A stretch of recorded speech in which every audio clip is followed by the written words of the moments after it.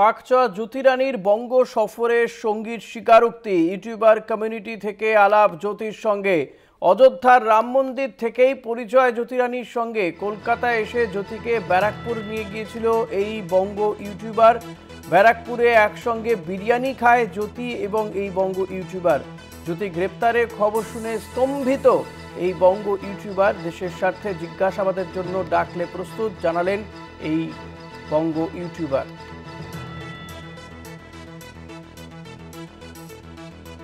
কি জানিয়েছেন এই বঙ্গ ইউটিউবার, শুনুন আপনারাই।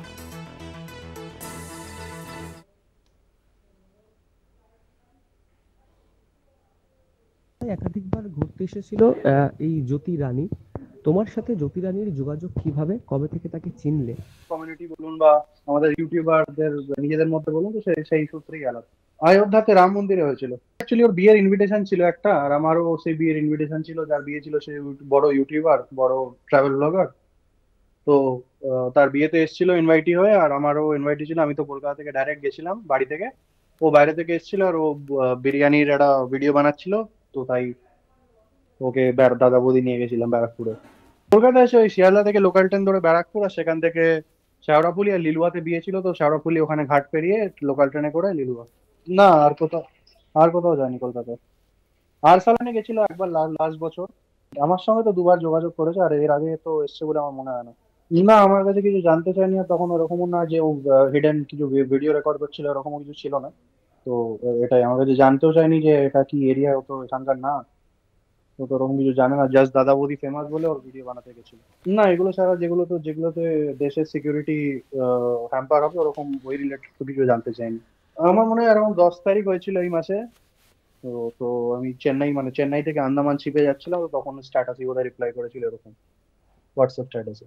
না, এরকম তো কোনোদিনও মনে হয়নি। খুবই শকিং ব্যাপার যেটা বেরোলো। আর এরকম যদি জানতাম তাহলে তো আমি কোনোদিনই ওকে এন্টারটেইন করতাম না। এরকম আতঙ্ক তো কিছু নেই, আমি তো কোনো ভুল কাজ করিনি, বা আমাকে তো কোনোদিনই পুলিশ বা এনআইএ এখনো ডাকেনি। আমার তো কোনো লিঙ্ক নেই ওরকম পাকিস্তানের সঙ্গে। না, কিছু তো হয়নি ওরকম যে হিডেন ভিডিও নিচ্ছে বা লুকিয়ে কিছু নিচ্ছে, ওরকম তো কিছু হয়নি। না না, সন্দেহজনক কিছু ছিল না। আইফোন দিয়ে ভিডিও করে ওটা নিয়েছিল। না, ওরকম কিছু বলেনি, বা কোনো প্রি প্ল্যান কিছু হয়নি যে এইবার কলকাতা আসবো, এইরকম কিছু বলেনি। কোয়েশ্চেনিং এর জন্য ডাকলে তো বলতেই হবে। শকিং লাগছে, আর ডিস্টার্বিংও লাগছে যে এরকম বন্ধু মানে সঙ্গে যোগাযোগ হয়ে গেছিল যে এরকম কাজ করেছে।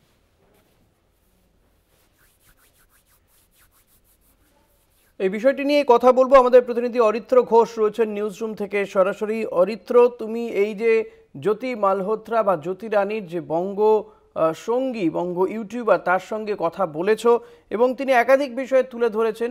তিনি বলছেন যে দেশের স্বার্থে তাকে জিজ্ঞাসাবাদের জন্য ডাকা হলে তিনি যেতে প্রস্তুত, সব ধরনের সহযোগিতা করতে প্রস্তুত তিনি।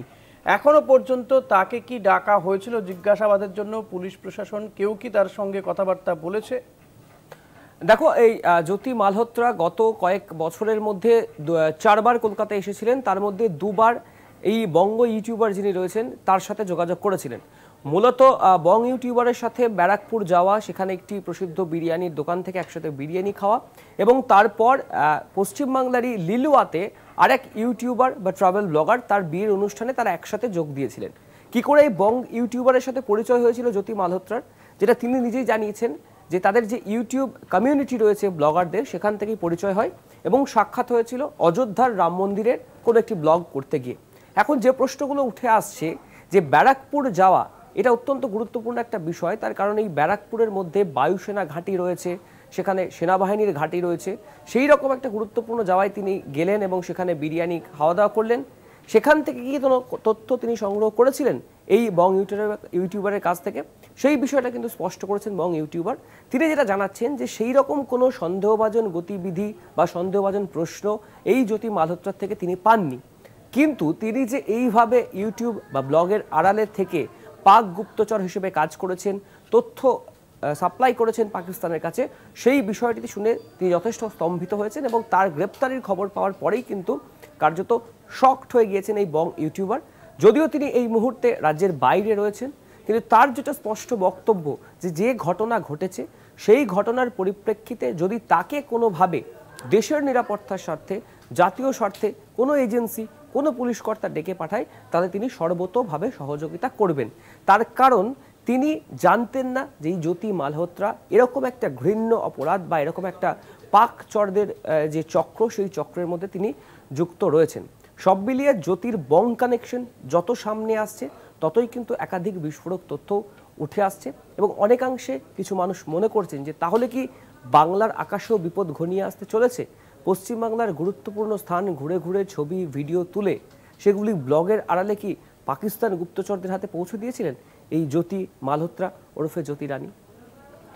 অনেক ধন্যবাদ অরিত্র। কথা বলছিলাম আমাদের প্রতিনিধি অরিত্র ঘোষের সঙ্গে। অরিত্র ছিলেন নিউজ রুম থেকে সরাসরি, এবং অরিত্র যেমনটা বলল যে এই বঙ্গ ইউটিউবার জ্যোতির সঙ্গী, এবং জ্যোতি যখন কলকাতায় এসেছিল তখন এই বঙ্গ ইউটিউবার তিনি জ্যোতিকে নিয়ে ব্যারাকপুরে যান, সেখানে একটি প্রসিদ্ধ বিরিয়ানির দোকান থেকে বিরিয়ানি খান এবং বেশ কিছু জায়গা ঘুরিয়ে দেখান।